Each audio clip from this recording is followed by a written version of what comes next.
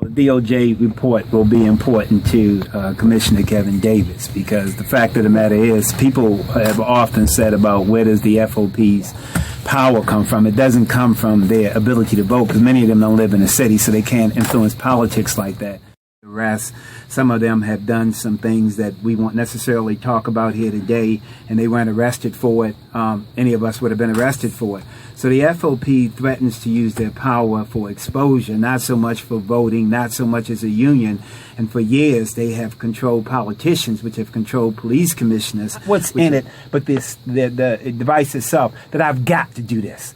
Despite your politics, despite your pushback, this is a mandate from the federal government. During the 1930s and the 1920s, during Prohibition, when all the policing was corrupt throughout Chicago and all, there was a group of federal agents came in called the Untouchables. And going to be an effective politician in this city, you got to deal with your personal life, because they're going to gather every little bit of information on your personal life and bring. Now, we all got flaws, but when they bring your flaws to them, you better have an intelligent apparatus to bring their flaws back. There's no stake that if any one of his officers go out tonight and do something wrong, he's going to have the responsibility before he go out on roll call. He's going to say, look, tonight, this is what not going to happen, because I got to feed my family. If we make it personal that way, these are things that a commissioner can put in place if he cannot have the blowback from politicians who have a blowback from the FOP and have a man. We need someone who has that